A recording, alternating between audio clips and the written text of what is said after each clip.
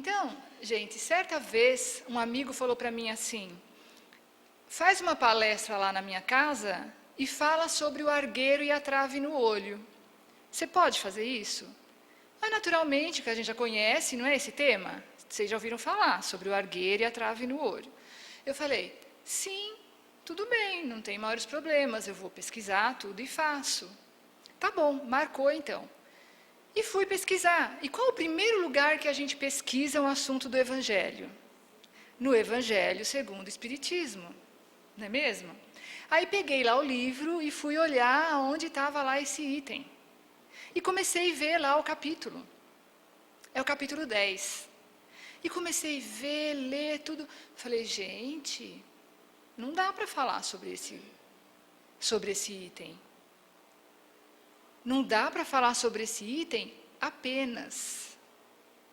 Porque o capítulo é tão bonito, e é esse capítulo que a nossa companheira anunciou. Bem-aventurados os misericordiosos.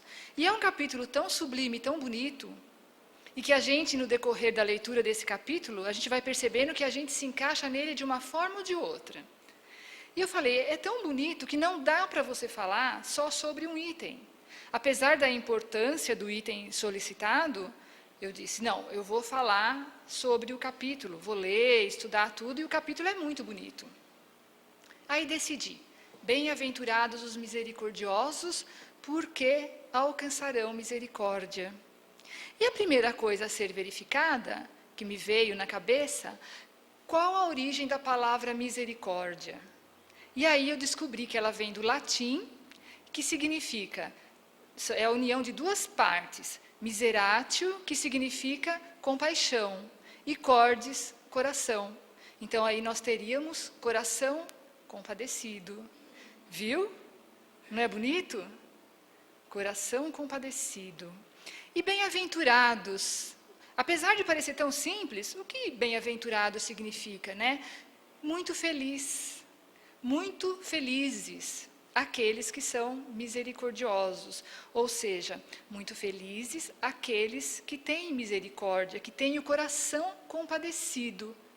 Muito feliz ainda por quê? Porque assim sendo, alcançarão misericórdia também. Quem de nós não está em busca de misericórdia? Será que alguém de nós aqui nesse planeta pode se dar ao luxo de falar assim, eu estou legal, não preciso de misericórdia de ninguém nem de Deus? Acho que ninguém, né? De repente, em algum momento da vida, talvez alguém diga isso. Né? Mas, de forma geral, todos nós, em algum momento, clamamos por misericórdia. E esse capítulo, o capítulo 10, belo como todas as bem-aventuranças trazidas por Jesus, né? Que é o sermão da montanha, proferido lá no Monte das Oliveiras e tal, que a gente já ouviu falar tanto, é um texto tão maravilhoso e tão completo e tão perfeito para a nossa conduta, que mereceu até um comentário de Gandhi, não é verdade? Gandhi, que todo mundo já ouviu falar de alguma forma, em algum momento, que é um líder, né, hindu também na religiosidade. E o que ele disse certa vez? Ele disse que se toda a literatura do mundo se perdesse e se salvasse apenas o Sermão da Montanha, a humanidade estaria salva. Olha, imagina se toda a humanidade sem nada de conhecimento, porque tudo se perdesse. E aí tivesse ali o Sermão da Montanha, as bem-aventuranças para que a gente lesse e seguisse. Estaríamos vivendo em paz. Estaríamos vivendo em harmonia. Por quê? Tem tudo de bom para que a gente siga um caminho reto, um caminho perfeito, um caminho de luz. E desde quando a humanidade tem noção dessa misericórdia? Desde quando a humanidade tem noção do que é pedir a Deus misericórdia, o que é buscar a misericórdia, o que é ser misericordioso? Voltando atrás, porque nós estávamos falando do capítulo de hoje, dos 10 mandamentos, então nós sabemos que tudo começa tão lá atrás, né, com Moisés, e naquela época, o que ele passava para o povo, o que ele passou para o seu povo, era que havia um Deus único, né, que é a principal informação, mas que era um Deus vingativo, um Deus muito justo, um Deus que não aceitava que as pessoas errassem, porque ele ia cobrar e ele ia ser punitivo. Então foi isso que Moisés passou para aquele povo, né? Ele precisava de manter aquele povo, digamos assim, nas rédeas. Então um povo que imagina como que não seria, né? Como nós hoje temos as nossas intrigas de família, com a vizinhança, com o bairro, com a cidade, com o país e no planeta todo, naquele tempo era a mesma coisa. É certo que hoje nós estamos no nosso melhor, já nos modificamos bastante, mas as paixões da humanidade ainda continuam as mesmas, não é? A falta de humildade, a vaidade, o orgulho, nós ainda trazemos essas coisas conosco, da mesma forma que naquela época. Então, para Moisés, foi muito difícil manter aquele povo na linha. Então, ele começou e trouxe uma parte das leis, que era a lei mosaica, e também a tábua dos 10 mandamentos, que a gente conhece como a tábua dos 10 mandamentos, que seriam as leis divinas. E ele mostrou que Deus ele era justo, que punia, que tinha que ser, que a pessoa tinha que andar na linha. Então veio vindo daquela época, que era a época do olho por olho, dente por dente, não é? Que as pessoas viam o Deus dessa forma. Mas não nos enganemos. Mesmo naquela época, já haviam informações e mensagens que Deus não era exatamente assim. Tão bravo, tão feroz. E sabe aonde que nós vamos encontrar a menção de um Deus misericordioso, de um Deus amoroso? No Salmo 103. Davi, já ouviram falar? Que trouxe aqueles lindos salmos que são verdadeiras orações, preces maravilhosas. E no Salmo 103, ele menciona Deus como sendo misericordioso e amoroso. Então nós vamos percebendo que desde lá de trás a gente sabe, ouviu falar da misericórdia de Deus. E quando a gente vem vindo mais para frente, mais próximo da nossa época, sim, porque Jesus, há 2000 anos atrás, pouco mais de 2000 anos, é recente demais.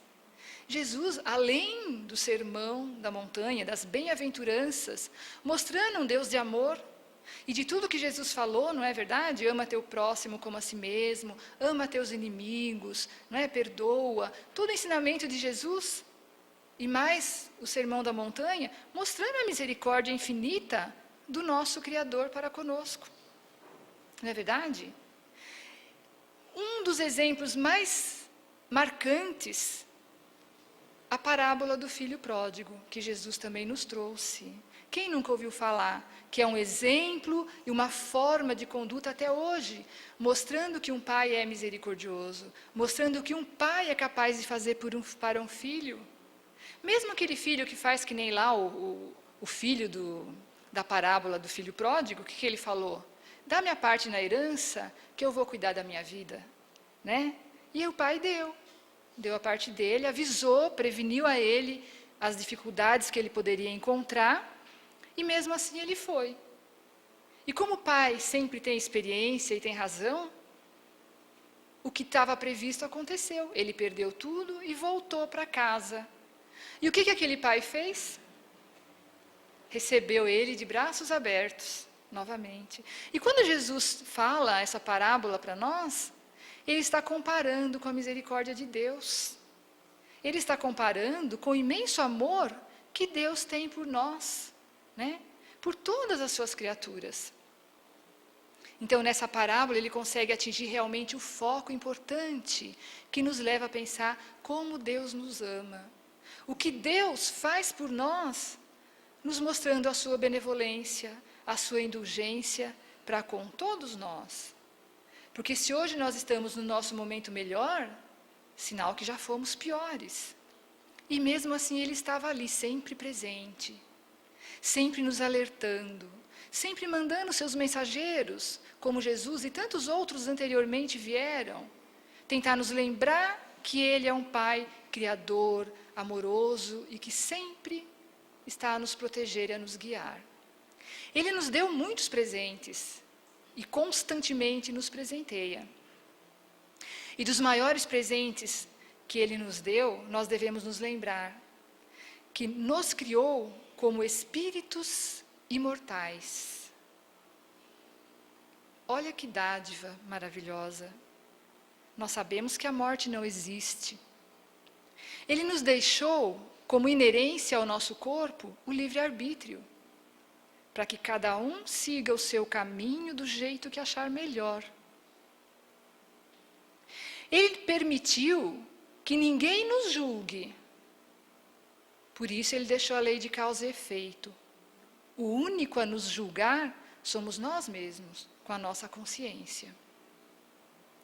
E ele nos deu um presente tão grande, que a possibilidade de que, se nós errarmos, podemos consertar, que é a reencarnação. E ele não parou por aí. Ele continuou. Porque ele nos prometeu, além da vida eterna, o paraíso. Não é? Os mundos celestiais, os mundos felizes. E nós vamos aprendendo que nós evoluímos. Lá da primitividade, seres primitivos que éramos, até a angelitude, que é o nosso objetivo, que é a nossa caminhada. Então, olha quantos presentes de um Pai misericordioso Ele fez por nós. E será que nós respondemos a esta misericórdia? Por quê? Será que eu tenho que ser misericordiosa? Ele é um Pai tão misericordioso que vai ser sempre misericordioso comigo. Mas Ele é bem claro, e Ele deixa o seu ensinamento através de Jesus, que existe uma condição.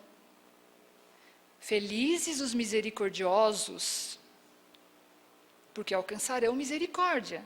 Então, logo deduzindo que para alcançar misericórdia, temos que ser misericordiosos também. Por que será? Imagina só que cada um de nós, na condição de pai ou mãe, aí você tem 2 filhos. É lógico, vamos ser honestos. A gente sabe, como já se ouviu falar, que os dedos das mãos não são iguais, né? Que a gente fala assim, nos referindo aos filhos. E a gente sabe que, como espírito individual que cada um é do seu jeito. Não é porque é irmão que é igualzinho, a gente sabe disso. Somos diferentes um do outro. Então, se um pai e uma mãe têm 2 filhos seguindo caminhos diferentes, um pai ou uma mãe é incapaz de falar: eu amo mais esse porque é bonzinho e amo menos esse porque não é tão bonzinho. Estou certa? Um pai ou uma mãe que ama seu filho não vai nunca falar isso. Ele vai ter o coração cheio de dor por ver que um filho seu não segue o caminho mais adequado, mas ele é incapaz de escolher. Se ele tiver que um dia optar para salvar a vida de um ou de outro, ele vai ser incapaz de fazer isso, porque ama os 2 igualmente. E ele gostaria, lá no fundo do seu coração, que os 2 tivessem a mesma bem-aventurança. Os 2 pudessem seguir o mesmo caminho de luz, o mesmo caminho alegre, feliz, da evolução, né? Da felicidade. É isso que um pai queria. É isso que o Deus quer de nós. Por isso que Ele pede para que sejamos misericordiosos, para alcançar a misericórdia também. Ele quer que tenhamos o coração compadecido pelo nosso próximo. Quem é o nosso próximo? As pessoas que estão à nossa volta. Ele pede, através do Evangelho, através dos seus mensageiros, que nós tenhamos compaixão no nosso coração por aqueles nossos irmãos que estão à nossa volta. Será que nós correspondemos a isso? Aí nós vamos analisar um pouquinho, não é? Nós olhamos o mundo à nossa volta e nós vemos pessoas que cometem atrocidades. Então é muito chato você estar no Evangelho e ficar falando e relatando as atrocidades que a gente vê à nossa volta, né? Mas, de forma geral, digamos que os nossos semelhantes, eles cometam atos, atitudes, que não são muito felizes. Que eles vão cometer atos que agridem o outro semelhante. Nós encontramos à nossa volta pessoas que matam as outras, que estupram, que roubam, né? Que ferem com palavras, que discriminam, que humilham. Né? Pessoas que se sentem soberbas, vaidosas, donas do mundo, melhores que os outros. Né? E essas pessoas que fazem coisas que agridem os outros, né? Que ferem fisicamente, moralmente, o que nós pensamos? Principalmente o espírita, né? está fazendo errado, vai pagar por isso.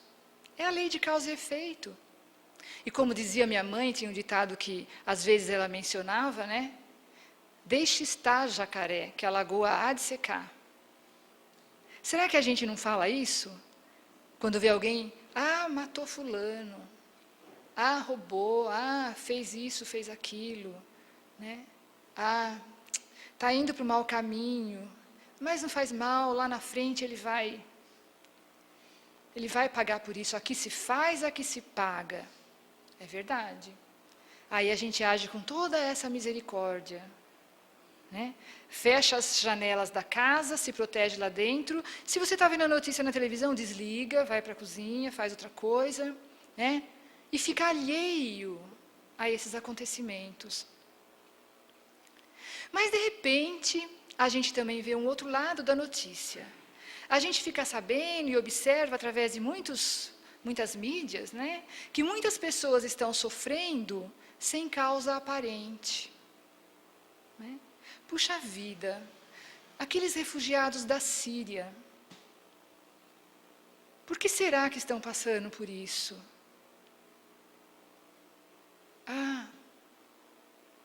E eu vi na televisão aquela filha que matou o pai e a mãe. Por que será que estão passando por isso aqueles pais? Puxa, tem uma enchente enorme no sul. O que será que aquele povo fez? Todas essas pessoas, com certeza, fizeram algo para merecer isso. Estão resgatando. Deixa. Estão se purificando. Aí a gente desliga a televisão. Preciso ir para a aula, preciso ir para o centro espírita, preciso ir fazer uma visita. E a gente deixa para lá. Cadê a nossa misericórdia? Será que estamos sendo misericordiosos? E numa terceira hipótese, nós vamos imaginar que a pessoa que sofre é aquela pessoa que a gente ama. É um filho, é um pai, é um vizinho, é um amigo. E a gente percebe que está vivendo um momento de muita dor. Seja lá por que causa for. Está com uma doença, foi despedido, foi assaltado, foi vítima de uma bala perdida. Sei lá, tem tanta coisa, né? Exemplo ruim também é difícil. Mas a gente vê que uma pessoa tão próxima que a gente ama e quer bem, está sofrendo. E a gente aí sente o nosso coração sofrer também. Aí nós percebemos que nós estamos compadecidos ao ver que a situação é daquele jeito. E se nós trafegamos pela rua e damos de cara com uma pessoa que não tem casa, que não tem teto, que não tem lar, e está ali na beira da calçada, ou alguém viciado do álcool que caiu na sarjeta, ou um menor abandonado, ou um idoso sofrendo, o nosso coração, ele chora por dentro. A gente fica com dó, a gente fica compadecido. Afinal, nós não somos tão maus assim, tão frios assim. Né? E nesses momentos nós sentimos a dor de ver alguém sofrer.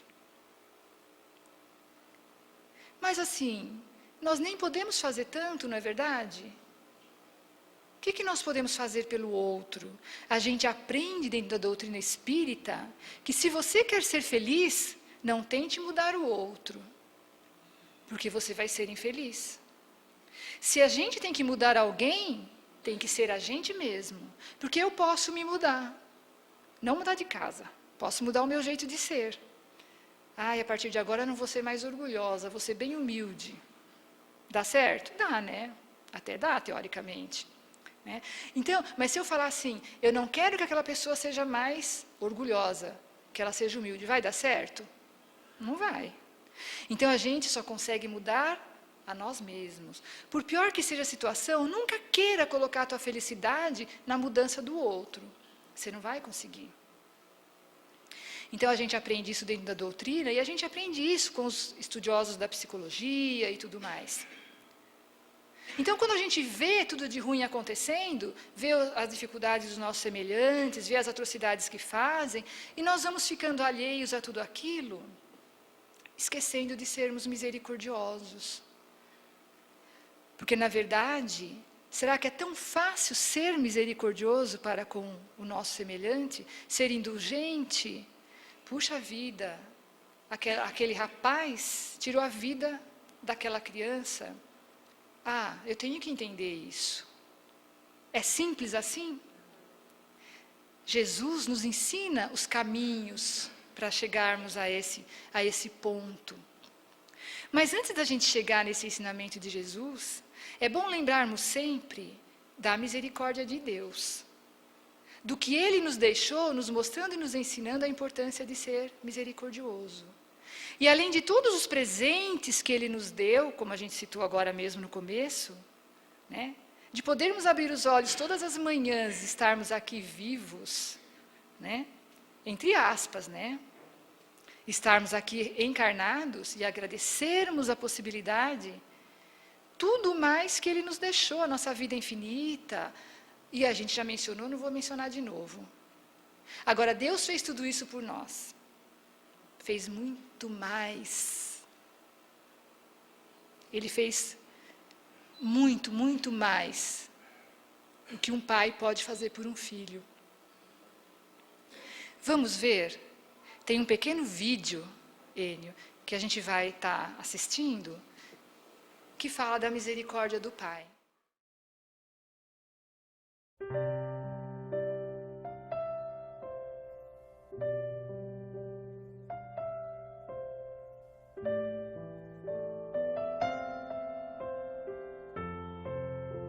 Não compreendo os teus caminhos, mas te darei a minha canção, doces palavras te darei.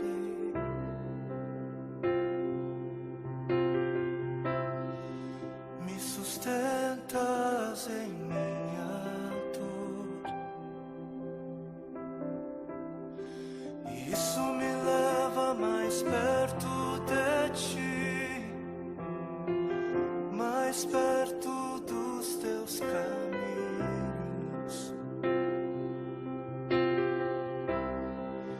E ao redor de cada esquina, em cima de cada montanha, eu não procuro por coroas ou pelas águas das fontes. Desesperado eu te busco, frenético acredito que a visão da tua face é tudo que eu preciso. Eu te direi que vai valer a pena, vai valer a pena, vai valer a pena mesmo.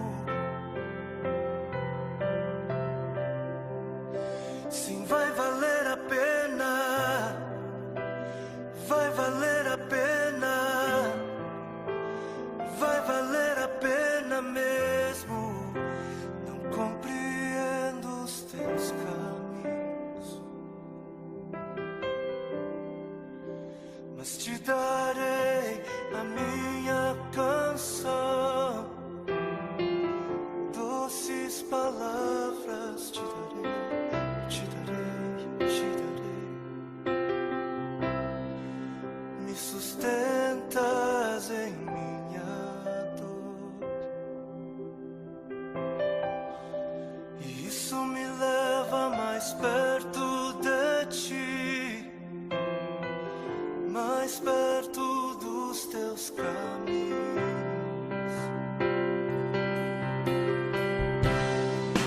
E ao redor de cada esquina, em cima de cada montanha, eu não procuro por coroas ou pelas águas das fontes. Desesperado eu te busco,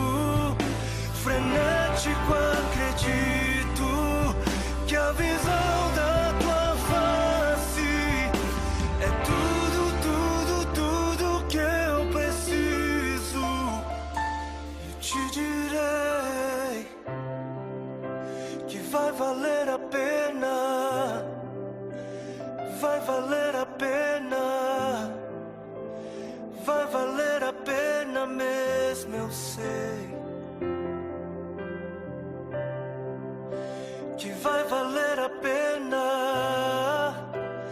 vai valer a pena, vai valer a pena, eu sei que vai, eu sei que vai. E o grande dia haverá de chegar, oh, quando eu e você nos encontraremos com Ele naquele dia. Oh, e eu e você cantaremos em uma só voz a Ele, a Ele, a Ele.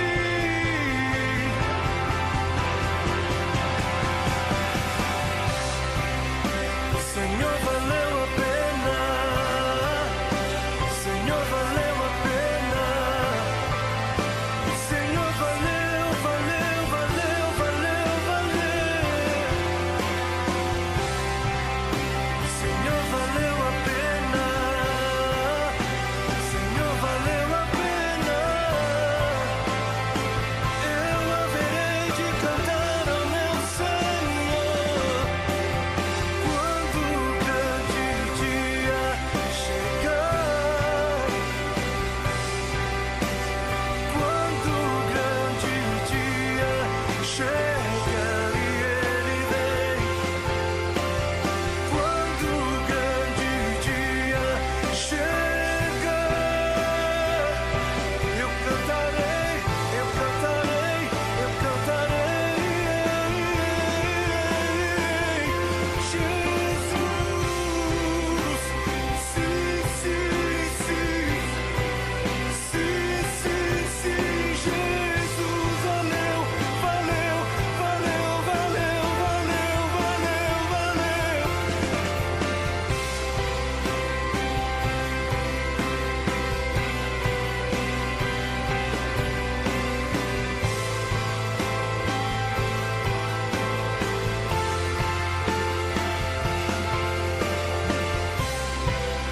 Viver pra ti, morrer pra ti.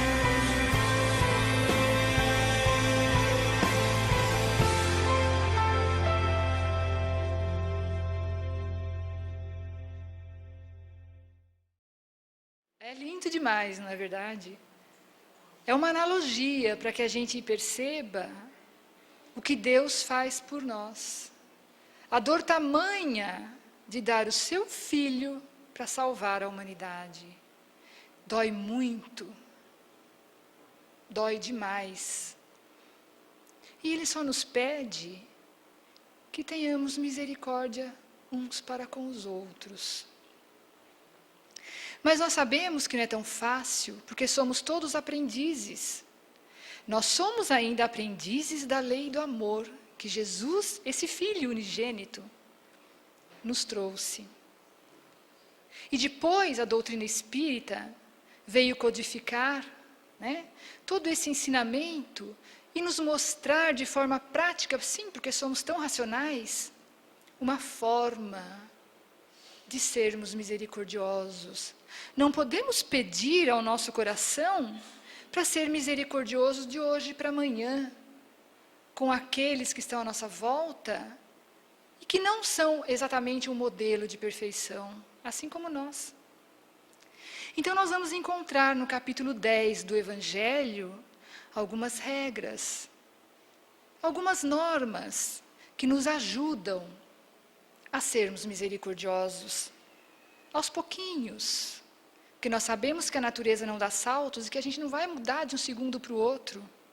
A gente sabe que nem mesmo a morte, o desencarne, nos transforma. A gente sabe que da mesma forma que desencarnar aqui, vai chegar lá. Se eu sou orgulhosa aqui, eu vou chegar lá orgulhosa do mesmo jeito. A mudança ela acontece aos poucos. Então, nesse capítulo do Evangelho, nós vamos encontrar. Agora eu estou vendo que vocês estão um pouco tristes, não é? Porque esse vídeo deixa a gente triste. Mas curiosos para saber o que eu faço para ser misericordioso, não é? Não é nada do outro mundo, não. É bem fácil, é bem tranquilo. E lá nós vamos encontrar algumas regras, gente. E a primeira, eu sei que a gente tira de letra. Alguém arrisca um palpite?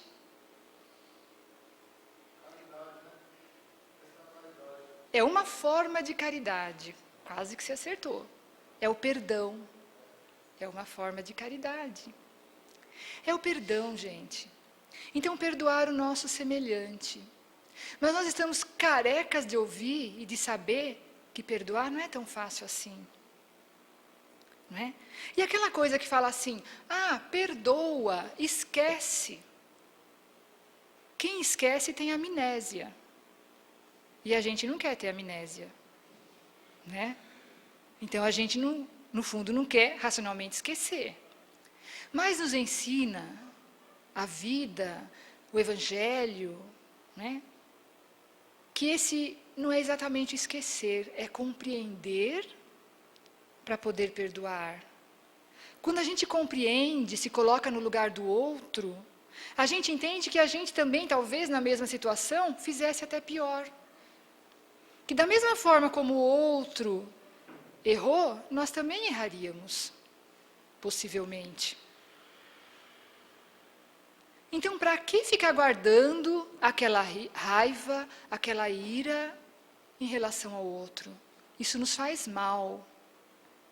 Já pensou você entrar na casa espírita, sentar exatamente do lado daquela pessoa, falar de novo essa pessoa, meu Deus do céu, aquela que você não, né? Você vai na feira, encontra com ela, você vai na praça, encontra com ela, daqui 15 anos você encontra com ela e continua remoendo aquilo. Vocês sabem que o nosso corpo é feito de 70% de água, não é? E quando a gente remoe isso aqui na gente, a gente fica remoendo essa água, que é uma mágoa, é uma má água. Isso faz mal, isso traz doença. Sabe o que a gente tem que fazer para combater isso? A gente tem que elevar a nossa autoestima, se querer bem. Puxa, eu me amo, eu me quero bem, eu quero ser feliz. Então eu vou esquecer o que o outro fez. Ele errou, passou. Eu poderia ter errado também. Eu ia querer perdão também. Às vezes ele até já esqueceu. E eu estou aqui maltratando o meu organismo, me ferindo, sabe, criando uma doença, porque eu não perdoo, fico guardando aquela mágoa, aquela raiva. Eu não me amo. Como a gente disse, eu tenho que mudar a mim e não o outro. Então, seguindo esse preceito do eu me amo, me quero bem, quero ser feliz, eu quero preservar meu corpo, é a minha ferramenta de evolução, eu vou compreender, vou deixar a raiva secar e vou seguir meu caminho. Vou compreender e perdoar. E a outra regra é fácil. Vocês vão ver que a gente vai chegando na regra mais fácil, tá? Vocês vão observar. Reconciliar-se com os inimigos. Se a gente não consegue nem perdoar, como vai se reconciliar, né? É mais fácil? Por que o mestre nos ensina que é importante se reconciliar? A gente não falou que um pai vê os dois filhos da mesma forma? Então, por que ele quer que a gente esteja de mal com o outro? Ele nos ama igualmente a todos. Então, quando nós nos achegamos ao Pai para pedir misericórdia, temos que estar com o nosso coração limpo, pelo menos tentando fazer com que ele esteja limpo. Além do que, se eu não me reconcilio com aquela pessoa, enquanto é tempo, não é? Como disse Jesus, porque está mais fácil agora. Após o desencarne, vai ser mais difícil. Reconcilia-te agora enquanto é tempo. Às vezes a gente pensa assim, a pessoa, objeto do meu desafeto, morreu. Ai, que bênção, estou livre agora.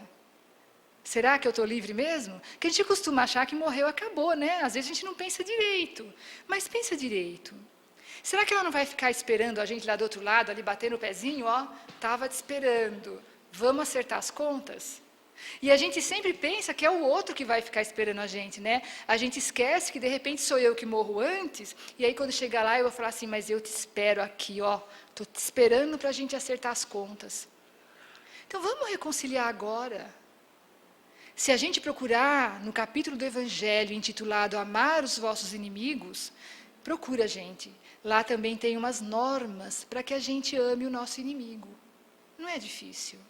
Essa não é difícil mesmo. São umas 7 normas. Eu não vou falar porque não dá tempo da gente ficar falando. Mas ela nos ensina a nos reconciliarmos. Enquanto é tempo. E seguindo em frente, olha que nós estamos aprendendo a ser misericordiosos. Qual que é a próxima? É uma coisa que a gente não faz muito. E eu tenho quase que certeza que aqui entre nós, eu acho que ninguém faz. Não julgue para não ser julgados. Será? Né? Como que a gente anda por aí, né? Puxa vida, você viu, hein? Olha, a filha do vizinho casou com aquele cara ricaço. O que será que ela fez, hein? Para conseguir isso. Olha, se eu soubesse como que é o segredo, eu ia fazer a mesma coisa. Né? Mas isso aí a gente não faz. As pessoas por aí que fazem, né? Que costumam julgar, ficar medindo a vida dos outros, né? O que acontece, a vida dos artistas, né? Falando como que ganhou tanto dinheiro, como que comprou aquele carro, como que arrumou a casa, como que não educa o filho direito, como que o filho vai mal na escola, né? O meu não vai, o meu tira 10 sempre. Então, mas assim, a gente dentro da casa espírita, eu tenho informações de uma estatística, que a gente não julga ninguém.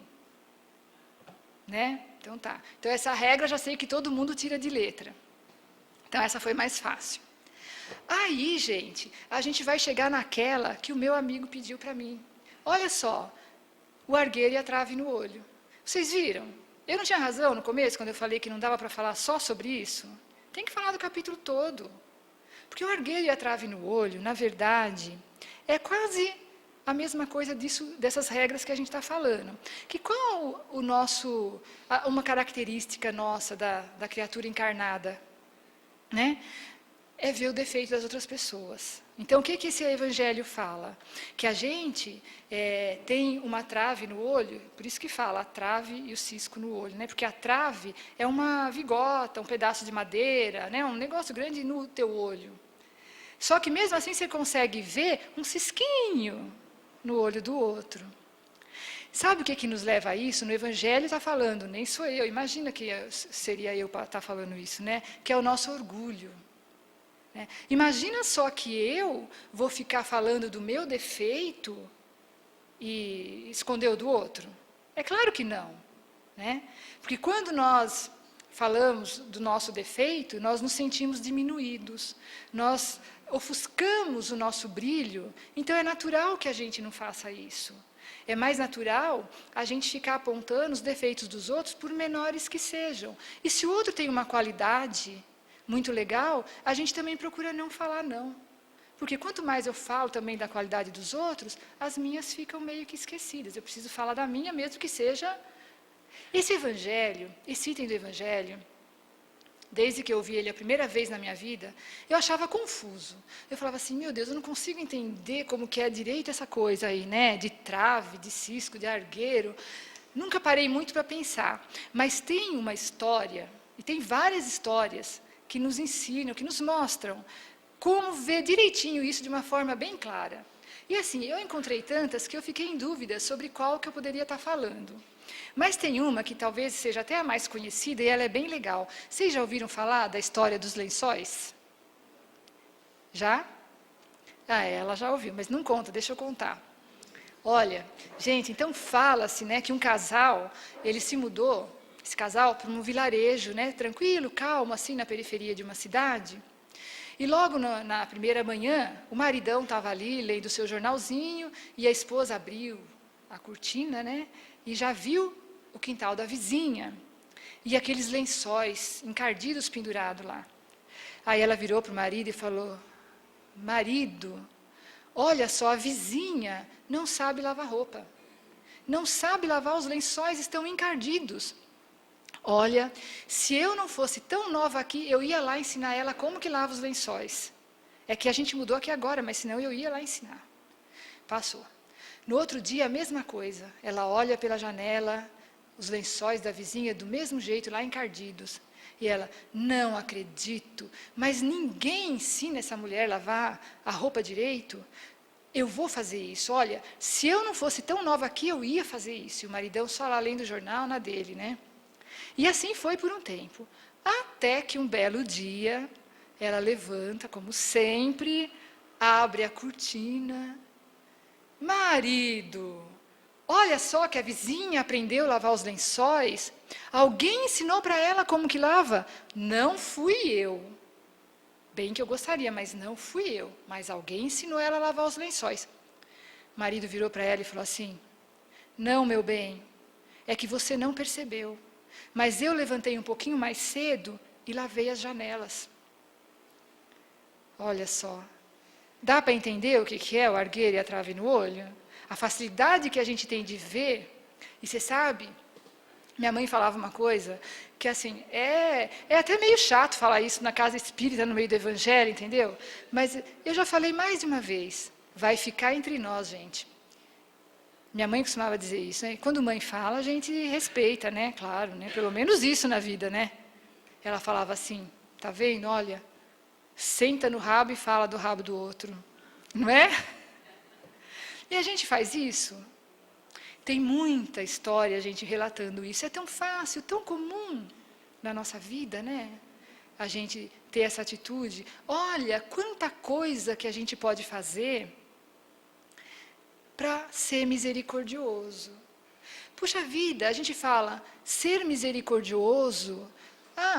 Aquele pessoal lá do sul, que dó, meu Deus, com a enchente. Aquele pessoal sofrendo com aquela lama que escorregou lá na barragem. Aquele pessoal da Síria, sabe?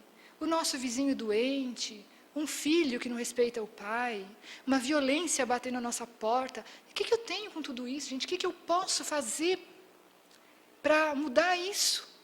Eu não posso fazer nada. É o nosso primeiro pensamento. Mas essas regras nos mostram a fazer a nossa parte. É o Evangelho. Nos mostrando uma forma fácil de mudar a nossa conduta, de nos renovarmos. Aí fala, por quê? Por que eu? Quais foram os presentes que Deus nos deu, que a gente falou lá no começo? Porque Deus, que nos ama igualmente a todos, nos disse através do Evangelho, que nós seremos medidos pela mesma medida, né? Nós não falamos daquele pai que tem um filho bonzinho e um filho que não é tão bonzinho, ele vai amar os dois da mesma forma. Nós seremos julgados pela nossa consciência da mesma forma. Nós vamos nos cobrar. Nós somos imperfeitos, nós estamos aprendendo. Nós somos espíritos rumo, olha que bonito, à perfectibilidade que nós vamos alcançar um dia. Por ora, ele só pede para nós sermos misericordiosos com o nosso semelhante, gente. Olha o vídeo que a gente mostrou. Olha o que Deus faz por nós. Nos deu seu filho mais ilustre, né? Nos deu a vida. E qual foi a sua frase maior no seu momento derradeiro? Pai, perdoa-os, eles não sabem o que fazem. E nós não aprendemos ainda. E não é tão difícil assim. Olhar o nosso semelhante com o coração compadecido. Efetivamente, o que nós fazemos para ter compaixão? Porque se nós não pedimos ainda, nós vamos pedir para que o Pai tenha compaixão de nós, tenha misericórdia de nós. No momento difícil, o que a gente fala? Deus tem misericórdia. No vídeo nós vimos o que Ele é capaz de fazer por nós. O seu imenso amor por nós. E tantos os seus mensageiros nos mostraram e nos enfocaram sobre o amor, e outro dos seus exemplos mais ilustres, Paulo de Tarso, né? Que assim, nos é tão íntimo, que dá vontade de falar o Paulinho, né? O que o Paulinho nos disse? E nós conhecemos a trajetória dele, na estrada de Damasco, não é verdade? Que ele se encontra com Jesus. E ele se transforma. Ele deixa de ser aquele doutor da lei arrogante que perseguia os cristãos, para ser um artesão e levar o ensinamento de Jesus para toda a humanidade. E ele leva a sua vida de uma forma simples, e dá a sua vida posteriormente, como os discípulos de Jesus, e chegou num ponto que ele disse, né? Durante a sua trajetória, ele disse muitas coisas maravilhosas, e uma das mais conhecidas é: tudo me é lícito, mas nem tudo edifica. É um ensinamento de Paulo. Mas ele disse uma coisa que é muito mais esplendorosa que é isso. Quando ele já sentia-se convertido ao amor de Jesus, o que ele disse? Já não sou eu que vivo, mas o Cristo vive em mim. Será que um dia nós vamos poder nos transformar e dizer isso? Puxa, mas nós somos ainda tão pequenos no aprendizado, não é verdade? Nós queremos chegar lá, e vamos chegar lá um dia a dizer isso. Mas enquanto isso não acontece, nós vamos nos convencendo e aprendendo que estamos aprendendo a cada dia. A cada dia da nossa vida, nos é apresentada uma página nova para que a gente preencha, para que a gente escreva nela com nossas atitudes, nossas ações, efetivamente nos melhorando e nos modificando.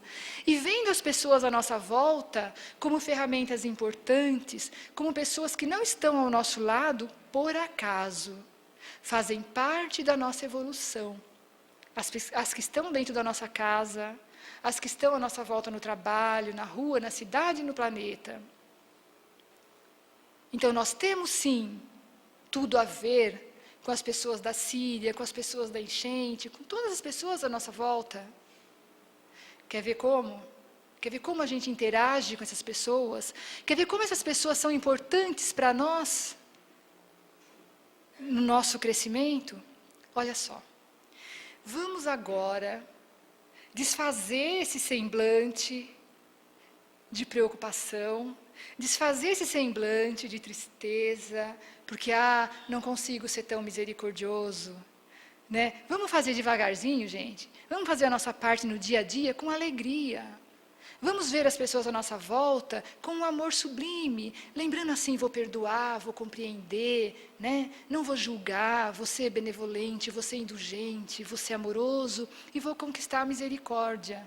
Vamos terminar, que já passou da minha hora, mas vamos terminar com uma passagem que ela é bem alegre e ela é verídica e aconteceu de forma, eu gosto de exemplificar com ela. E a primeira vez que eu cheguei para o meu irmão, lá, meu irmão da minha casa, e falei assim: eu vou fazer uma palestra hoje e vou contar aquela história, a história dos bois. Aí ele virou para mim: o quê? Você vai contar aquela história dos bois? Eu falei: vou, por quê? Credo, o que as pessoas vão falar? Vão achar que você está comparando as pessoas com os bois. E naquele dia, foi justo quando o meu amigo tinha pedido para eu falar sobre o argueiro e a trave no olho, né? Aí eu fiquei pensando, eu falei: não, eu não vou falar não, né? Ele tem razão. De repente, vou até melindrar as pessoas e vai ser chato e tudo. E aí eu achei melhor não falar. Eu peguei e falei: não vou falar. Não falei. E assim, pensando bem, eu acho que eu também não vou falar, gente, porque olha, eu acho que depois vocês vão ficar chateados comigo. Eu vou deixar na próxima vez, Tânia, quando eu vou pensar bem se eu devo falar ou não, e depois eu falo. Pode ser? Vou deixar. Eu tenho minhas dúvidas. É uma história de boi, gente. Vocês acham que tem alguma coisa a ver com o Evangelho? Vocês vão falar assim: olha, aquela palestrante maluca veio falar, comparou a gente com boi. E vocês estão vendo como que está esse negócio aí de discriminação, né? Depois aí alguém vai me denunciar, falar que eu falei o que não devia. Sei lá, estou em dúvida. Tenho que decidir logo, já vai dar 9 horas. Bom, eu vou falar, tá? Vocês me perdoam depois, se vocês não gostarem? Se vocês não gostarem da história? Tá bom, vai, vou falar. Mas olha, é a mulher que é curiosa. Ele está curioso, mas eu estou vendo que a mulherada aqui está mais calma, né? Se o marido fala para a esposa assim: bem, olha, eu tenho uma coisa para te contar, de noite, quando deita, né? Só que, eu estou com tanto sono, eu conto amanhã, tá? Essa esposa dorme? Não dorme mais. Vai ter a maior noite de insônia da vida dela, até ele acordar e contar o segredo, né? Gente, não quero atiçar a briga entre casais, hein, pelo amor de Deus. Deixa eu contar a história do boi rapidinho, que ela é curtinha, e na verdade ela nem é uma coisa do outro mundo. mas ela é interessante para a gente fazer uma analogia, tá? Então, essa história, ela se passou na roça, e aconteceu realmente de verdade. Então, aquele senhor, já de uma certa idade, e o seu filho, de uns 10 anos mais ou menos, eles tinham uma terra imensa numa fazenda que já estava preparada para o plantio. Já tinha sido tirado os tocos, a vegetação, já tinha sido feita a queimada, já estava limpa, estava só naquele terreirão, que é onde tem que fazer aquelas leiras, vocês sabem como que é? Aqueles caminhos assim que vai pondo a semente para fazer a plantação. E era enorme aquilo. E eles eram humildes, eles não eram o dono da fazenda, do sítio, nada, era um arrendamento que eles pegavam para trabalhar a terra. E tinham os donos, eles na verdade não ganhavam nada, ganhavam lá só o trabalho de estar ali fazendo aquilo, das 7 da manhã até escurecer, com sol a pino, né, quente, assim, de doer, sol de interior, né, cidade lá de Barretos, Ribeirão, essas coisas. Então era muito sofrido. E eles tinham que agora fazer a parte do plantio, com o arado. E aí, você já pensou para uma pessoa, ele, o filho, fazendo aquilo o dia inteiro? Então, o que era normal? Colocar um animal para fazer aquilo. E eles tinham o boi para fazer aquilo, né? E o boi se chamava Delicado. Então, era um boi viril, era um boi jovem, né? Esbelto, forte, valente, mas era rebelde, gente. Aí, esse homem falou para o filho assim, vamos pegar o Delicado para fazer isso. E pegaram o Delicado e foram colocar o que tinha que colocar nele. Eu não sei falar os nomes daquelas coisas, gente, mas aqueles arreios, né? Sabe aquele negócio, ó, que coloca aqui, aquele outro que coloca aqui no nariz, assim, aí talvez até entenda melhor disso do que eu. Mas ele não deixava fazer aquilo. Ele era extremamente rebelde, esperneava, dava coice, pulava de um lado para o outro, e um sacrifício. Você imagina agora fazer ele andar naquela leira que tinha que ser certinha, não é verdade? Não podia ser torta, tinha que plantar tudo direitinho. E para fazer aquele boi fazer aquilo? Olha, que dó, que fazer, não é verdade? E aquele pai, intuído, é claro, pela espiritualidade, a gente sabe que sempre está ali com a gente, pensou, filho, vamos fazer uma coisa. Eles estavam com o boi ali já pronto, mas o boi não fazia. Vamos pegar aquele outro boi, que eles tinham 2. O outro chamava Semblante. Vamos pegar o Semblante e vamos atrelar nele. Porque o Semblante já era mais velho, era bonachão, pesadão, né? Lerdo, mas era calmo. Era uma moça. Já que hoje as moças não são tão assim, mas o modo de se falar, né, era uma delicadeza. O outro chamava Delicado, mas ele que era o meigo, né? Vamos atrelar ele no outro. Olha que ideia brilhante. Fizeram isso.